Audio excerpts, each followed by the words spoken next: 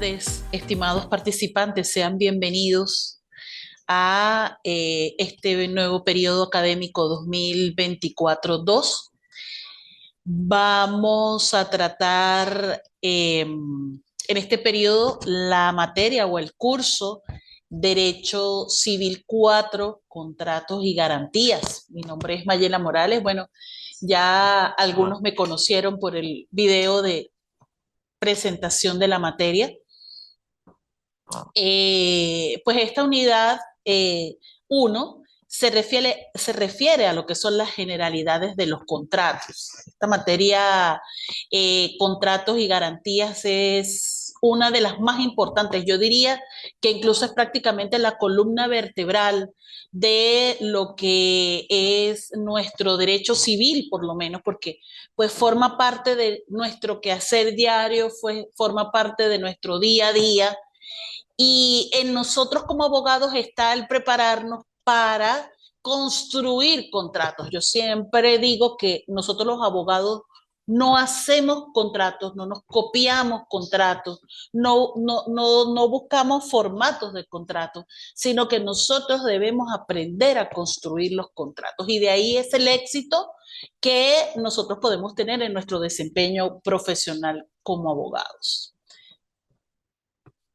Bueno, vamos a ver primero lo que es un contrato o cuál es la noción que la doctrina y la ley contempla sobre los contratos. Fíjense ustedes ya vieron derecho civil obligaciones y dentro de las fuentes de las obligaciones tenemos a los contratos, tenemos como fuentes de las obligaciones, para hacer un breve repaso, la ley, eh, tenemos el hecho ilícito, pero también los contratos como fuentes de obligaciones. Contrato proviene de la palabra latina o del término latino contractus, que significa convención, convenio, acuerdo, ¿ok? Y dentro de la naturaleza jurídica, el contrato pertenece a los negocios jurídicos. Recordemos, para también repasar un poco y entrar en materia, fíjense que todas las materias de derecho civil que nosotros vamos viendo en el camino de nuestro programa de formación como abogados se van concatenando unas con otras. Entonces, por allá en derecho de obligaciones, ustedes estudiaron la teoría del negocio jurídico, estudiaron lo que son los actos y los hechos jurídicos. Entonces el contrato pertenece a esa categoría de los negocios jurídicos donde las partes van a establecer entre ellas un vínculo de carácter jurídico. Entonces el contrato es un acuerdo, es decir, pertenece dentro de los derechos, los negocios jurídicos a lo que es el acuerdo, porque es una coincidencia. Sin embargo, se diferencia de lo que es el acuerdo, porque el acuerdo es simplemente un punto de coincidencia para llegar a un fin. Hasta allí llega. El contrato es mucho más que ese simple acuerdo para llegar a un fin. Dentro de los negocios jurídicos también están las convenciones, y los contratos también tienen una parte convencional, también son una convención, porque es un concierto de voluntades para crear una serie de derechos y obligaciones entre los particulares. Pero el contrato en sí se diferencia en su estructura, en realmente lo que comporta como tal un contrato. Vamos a leer el artículo 1133 del Código Civil, donde está la definición de contrato. Y yo les aseguro que esta definición del artículo 1133, ustedes se la van a aprender, ya la deben saber, ya la deben conocer, porque el contrato está presente en muchas actividades de nuestra vida, de la vida de las personas, de la vida de los sujetos de derecho, sean personas naturales, sean personas jurídicas. Es decir, todo lo que se refiere, cualquier circunstancia que necesitemos regular, reglamentar, para hacer nacer de ella derechos y obligaciones, está vinculada a esta noción de contrato que está en el artículo 1133. Dice el artículo 1133, el contrato es una convención entre dos o más personas para constituir, reglar, transmitir, modificar o extinguir entre ellas un vínculo jurídico. Y esa es la función del contrato, precisamente, hacer nacer entre las partes un vínculo jurídico que establezca derechos y obligaciones para las partes. ¿Cuáles son las características que tienen los contratos? La primera característica de los contratos es la bilateralidad. Y cuando nosotros hablamos de bilateralidad, no necesariamente significa que hayan dos partes.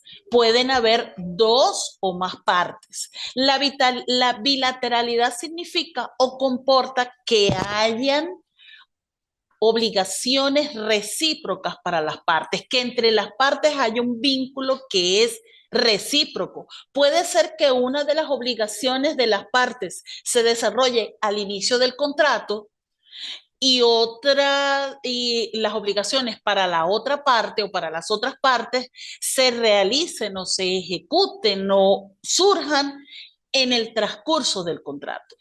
Pero sea de una manera o sea de otra, siempre van a haber dos o más partes para que exista un contrato. Cuando hay una sola parte, no hay un contrato porque usted no puede contratar consigo mismo.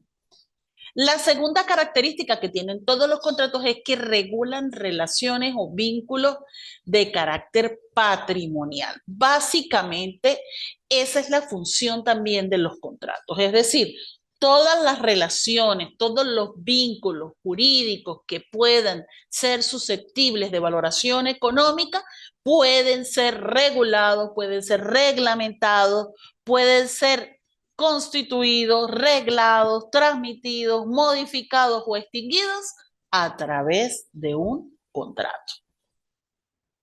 Produce efectos obligatorios para las partes, ¿sí? Aunque solo una de las partes deba cumplir con una prestación, pero las partes en función de la autonomía de la voluntad, es decir, en el sentido de que han llegado voluntariamente con ausencia de vicios del consentimiento a contratar, los efectos que se producen son obligatorios para las partes. Por supuesto que también los contratos pueden tener efectos frente a terceras personas, pero la regla general es que los contratos producen efectos obligatorios para las partes. Esta característica es la que ya nosotros acabamos de ver.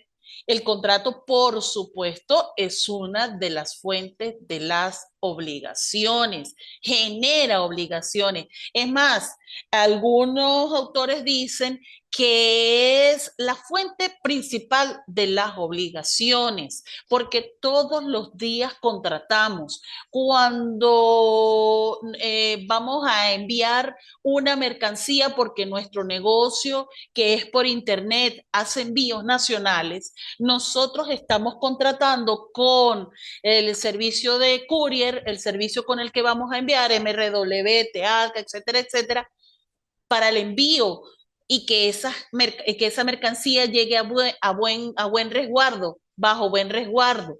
Cuando nosotros adquirimos un electrodoméstico en una casa de electrodoméstico porque necesitamos una lavadora, necesitamos una nevera, ahí estamos contratando y surgen una serie de obligaciones, aun cuando ese contrato no esté extendido físicamente, se puede demostrar por otros medios la existencia de esos contratos.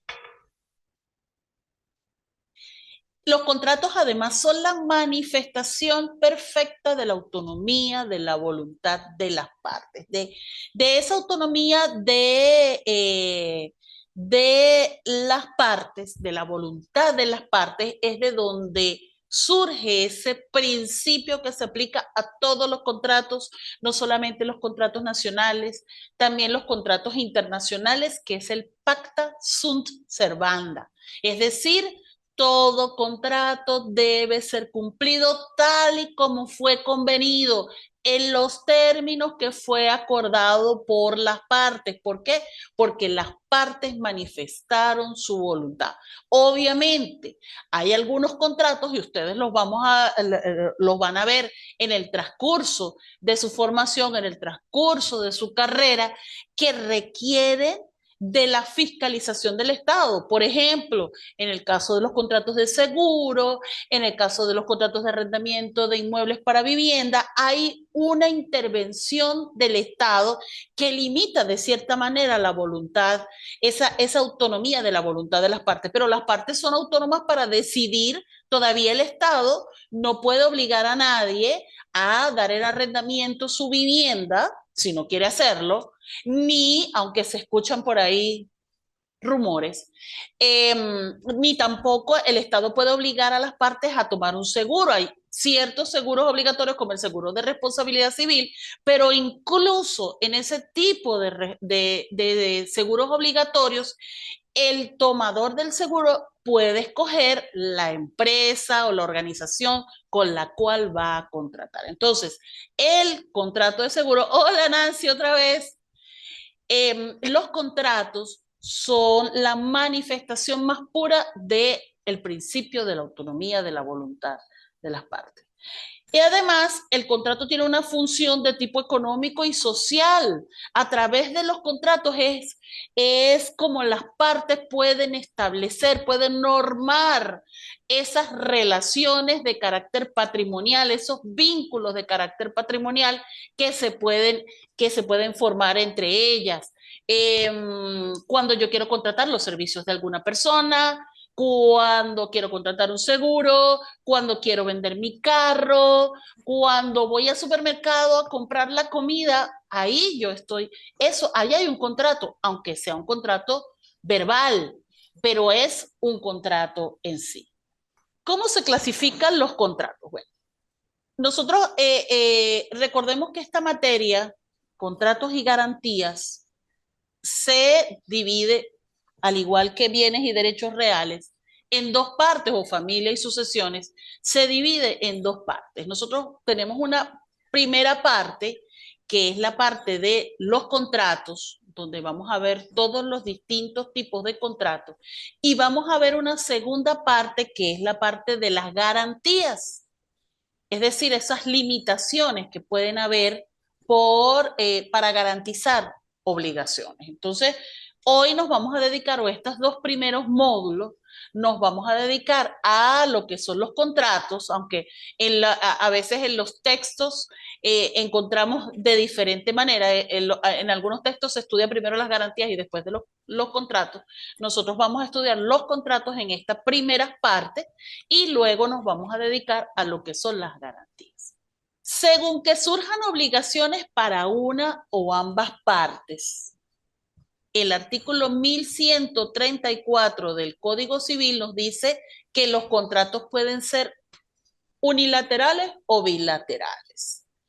Entonces, los contratos unilaterales son aquellos no donde hay una sola parte, ¿ok? Recordemos lo que acabamos de decir. La unilateralidad o la bilateralidad no significa que haya una sola parte o dos partes o más partes. Significa que hay obligaciones para una de las partes o hay obligaciones para ambas partes. Vamos a leer ese artículo 1134. El contrato es unilateral cuando una de las partes se obliga y bilateral cuando se obligan recíprocamente. Dentro de los contratos bilaterales o unilaterales, dentro de esta clasificación, vamos a encontrar los contratos sinalagmáticos perfectos, que son aquellos que desde su inicio van a generar obligaciones recíprocas para las partes. Por ejemplo, el contrato de compraventa. El contrato de compraventa es un contrato bilateral sinalagmático perfecto, porque desde un inicio, cuando ambas partes se ponen de acuerdo en objeto y precio, ya allí existe el contrato de compraventa. Los contratos sinalagmáticos imperfectos son aquellos que pueden generar obligaciones para una de las partes, pero eventualmente pueden surgir también obligaciones para la otra parte.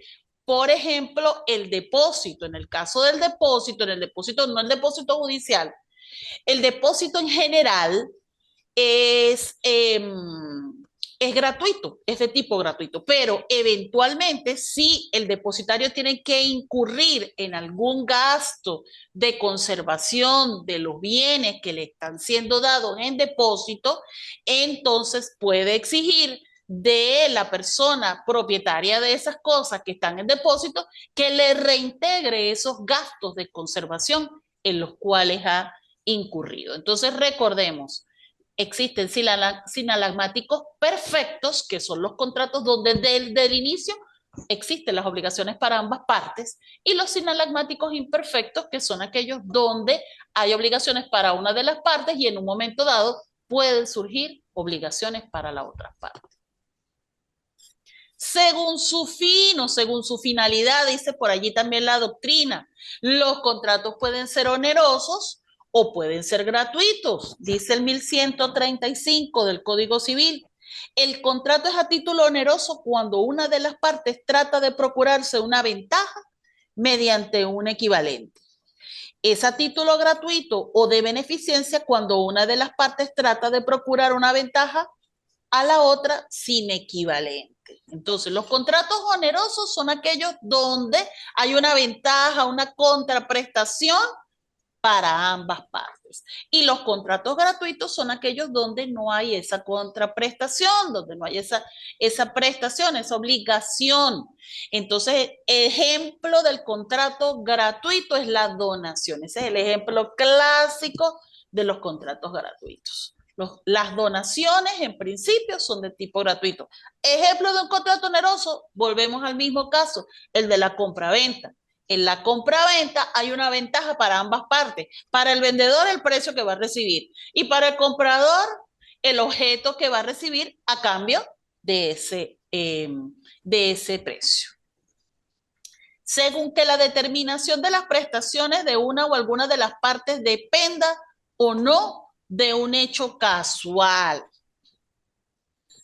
Tenemos entonces los contratos conmutativos y tenemos los contratos aleatorios. Los contratos conmutativos son aquellos contratos donde las prestaciones de las partes no dependen de ningún hecho casual. Simplemente ocurrieron y ya. Y vuelvo al ejemplo clásico, la compraventa. El contrato de compraventa es un contrato conmutativo porque las obligaciones de las partes se dan sin necesidad, a menos que haya por allá, que se haya establecido alguna venta con una condición suspensiva, pero básicamente es conmutativo porque las obligaciones de las partes surgen de una vez. Tú me das el precio, tú me das el pago, yo te entrego el bien. Como cuando vamos al supermercado, cuando vamos a una quincallería, cuando vamos a una tienda de ropa, cuando vamos a una tienda de zapatos, etcétera, etcétera. Es un contrato de tipo conmutativo. Ahora, los contratos aleatorios son aquellos que para que por lo menos la prestación de una de las partes ocurra, tiene que ocurrir un hecho casual, un hecho que es aleatorio, un hecho que es futuro y es incierto. Y el ejemplo clásico de los contratos aleatorios es el contrato de seguro.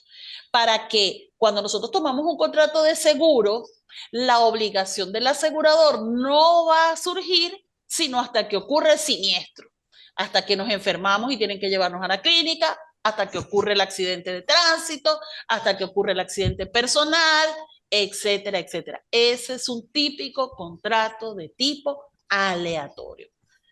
Seguimos por acá en la clasificación de los contratos. Según el modo de perfeccionamiento.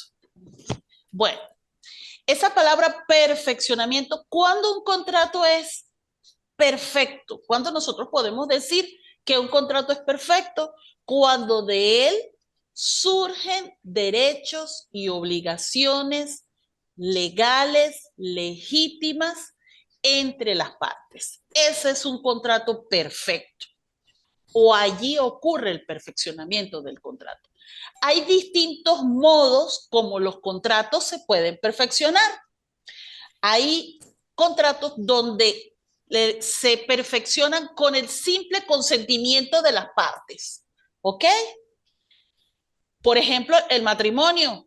El matrimonio es un contrato consensual y entramos aquí en la primera característica, en el primer modo, porque se perfecciona con el simple consentimiento de las partes. Cuando le pregunta a usted la autoridad civil, cuando le pregunta el juez, en alta, clara, inteligible voz, ¿acepta usted por esposo al ciudadano fulano de tal? Y uno dice no y sale corriendo.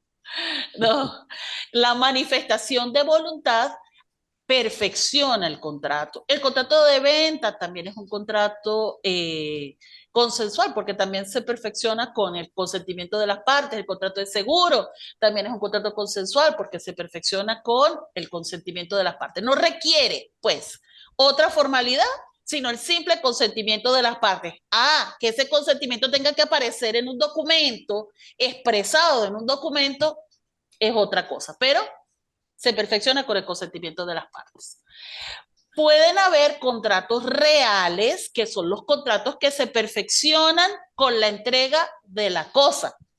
Así en ese término y en ese sentido.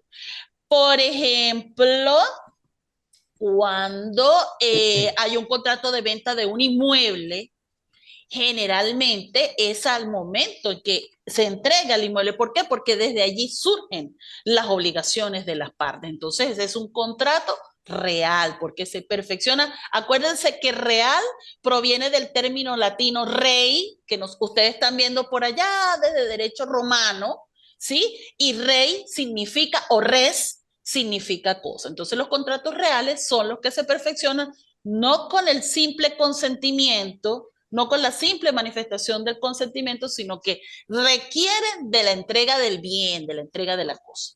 Y luego tenemos los contratos solemnes, que son aquellos que se perfeccionan cuando se cumplen los requisitos establecidos en la ley. Por ejemplo, en el caso de la hipoteca es un contrato solemne porque requiere de la escritura, que exista, que vayamos al registro y firmemos y registremos la hipoteca. De no estar cumplida con esa formalidad de registro, la hipoteca simplemente no existe. Según el carácter, hay contratos preparatorios, hay contratos principales, hay contratos accesorios. Los contratos preparatorios son los contratos que son necesarios para preparar otro contrato. Estos contratos de tipo preparatorio son contratos que usted ve en grandes transacciones. Eso no se ve todos los días.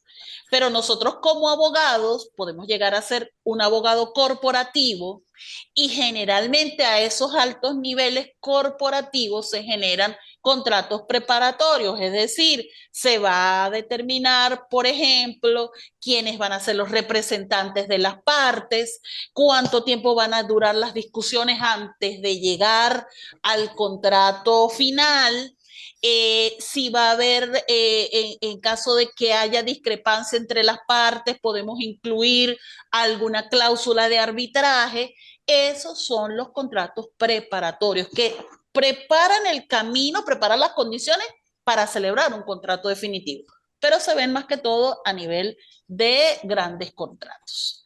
Tenemos los contratos principales, que son los contratos que cumplen un fin en sí mismo, no necesitan de un contrato preparatorio, no necesitan de un contrato accesorio, no significa, no necesitan, no requieren de otros tipos de contratos para tener existencia en sí mismo.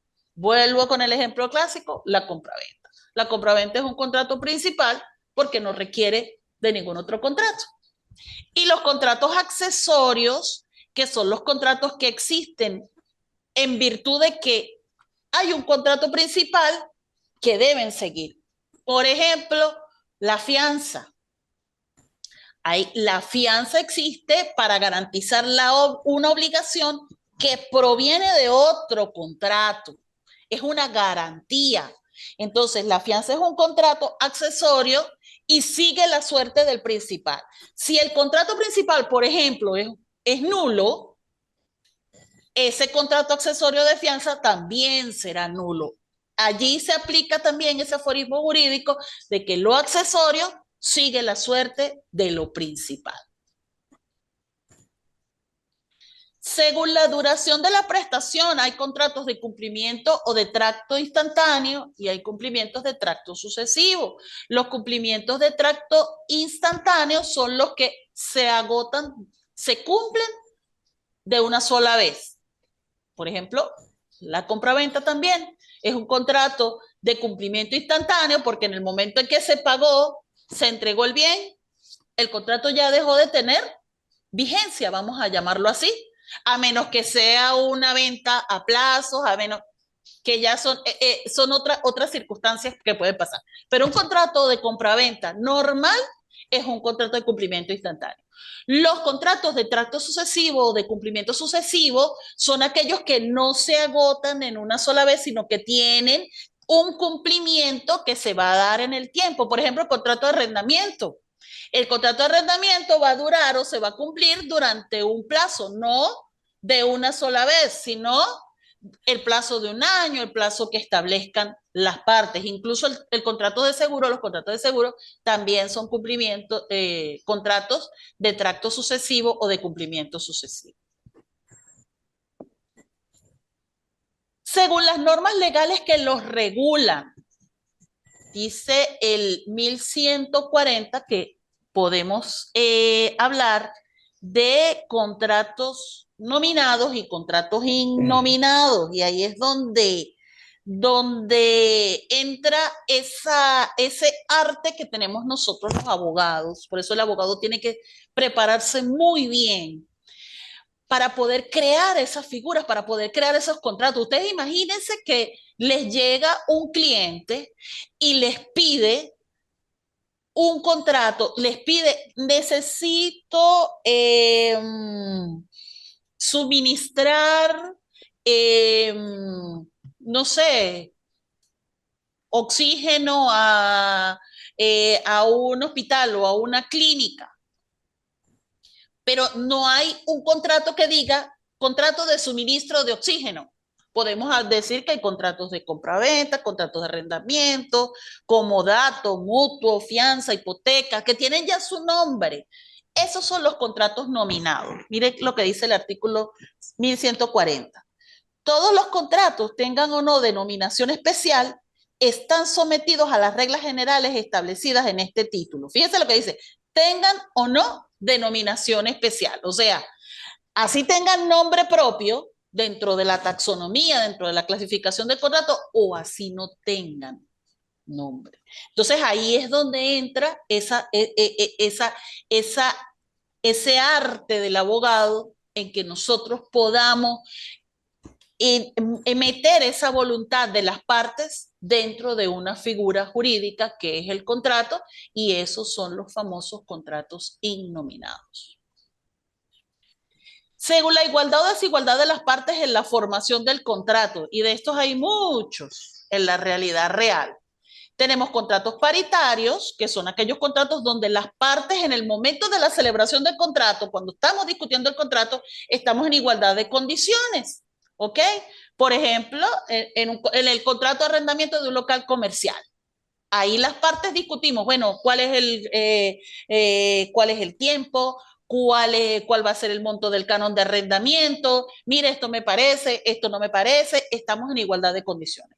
Y tenemos los contratos de adhesión, que son aquellos donde no hay igualdad de las partes en la formación del contrato. Por ejemplo, cuando nosotros compramos un boleto de avión, Cuando nosotros compramos un boleto de avión, nosotros estamos aceptando las cláusulas que nos está poniendo, porque es un contrato de transporte, las cláusulas que nos está imponiendo la aerolínea.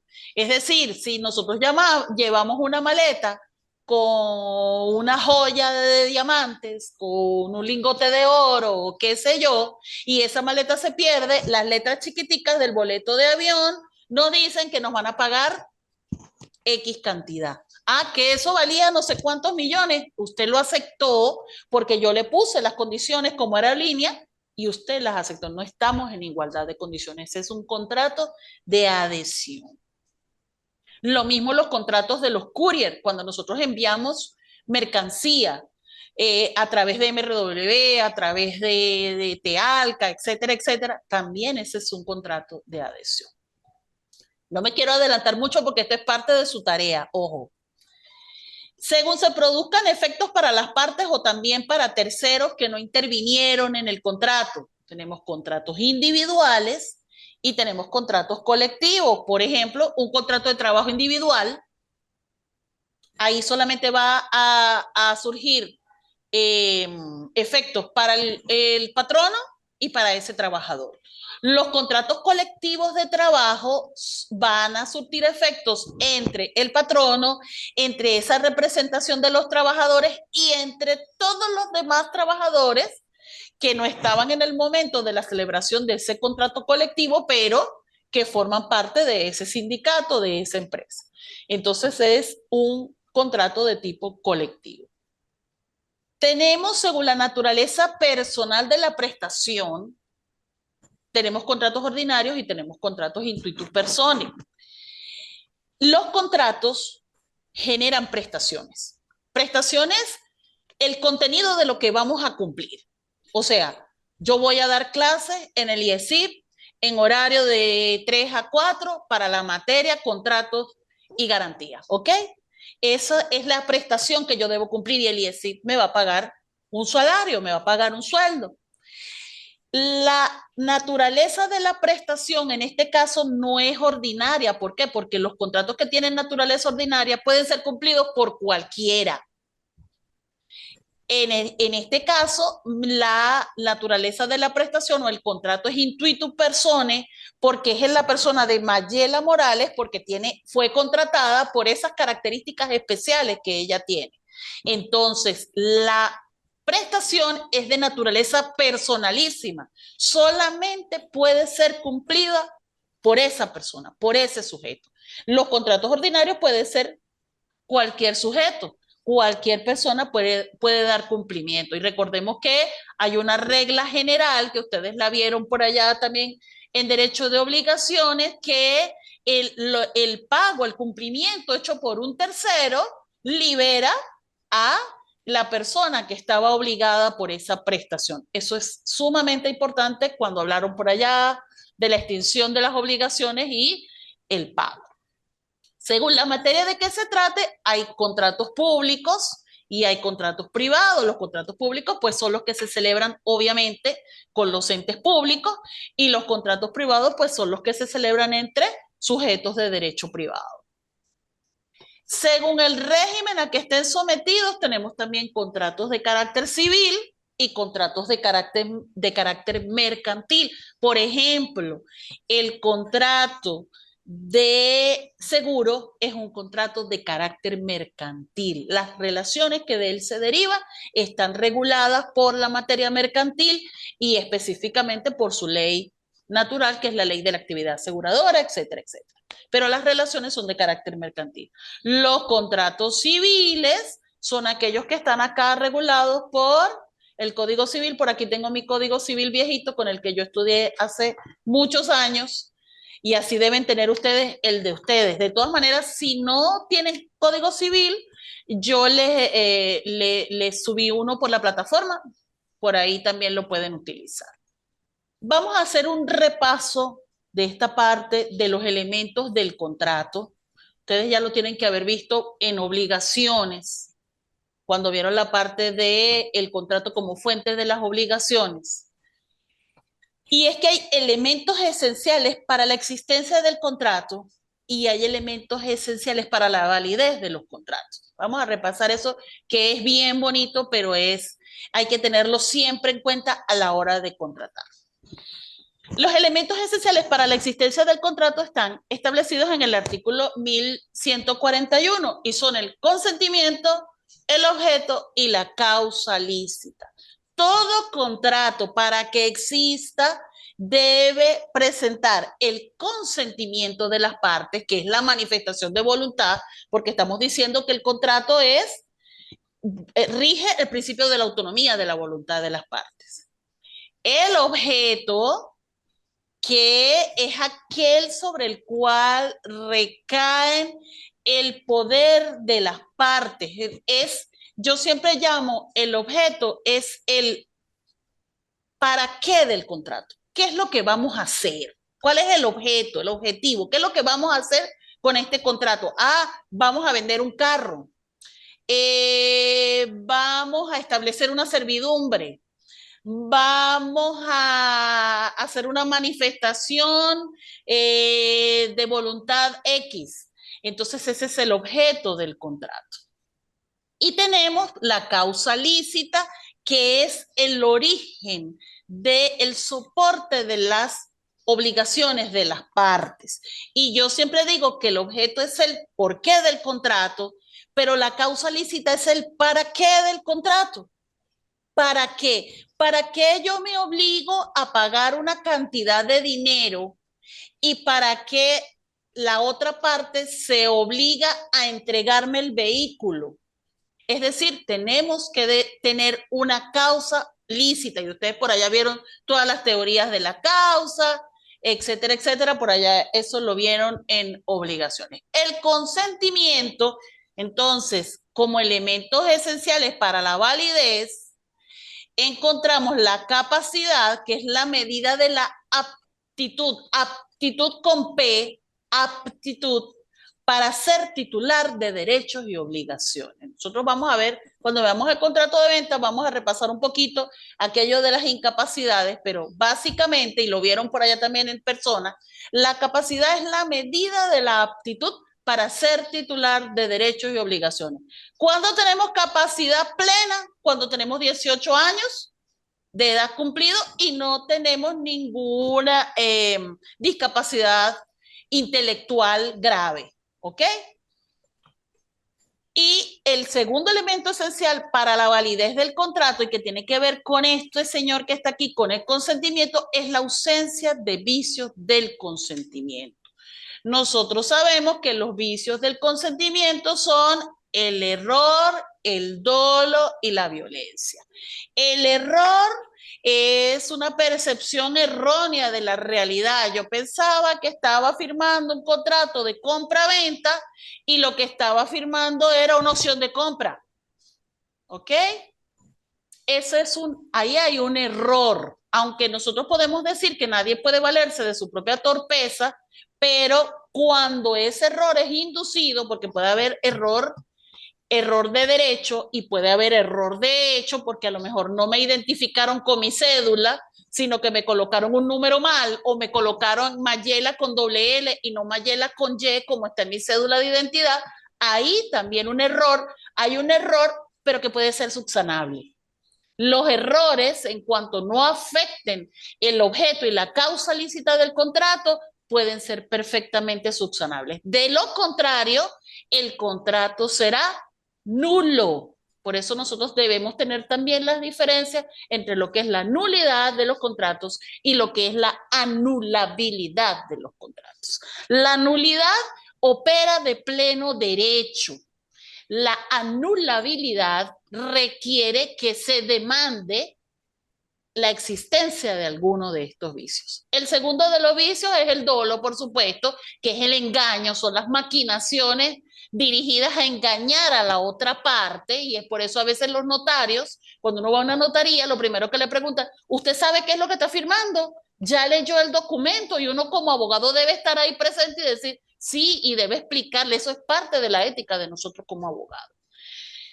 Y la violencia, que obviamente ya es ese temor infundado, esa esa violencia física, esa coacción física o coacción psicológica que puede darse para los efectos de influir en la persona en que haga la manifestación del consentimiento. Yo siempre doy como ejemplo en estos casos a mi pobre abuelo, que los hermanos de su esposa lo obligaron a casarse porque la esposa estaba embarazada y lo amenazaron con una escopeta. Bueno, ahí hay un vicio del consentimiento en aquellos tiempos que era muy común, ahora eso no se da, pero fíjense, ahí hay un consentimiento viciado porque él lo hizo bajo temor reverencial.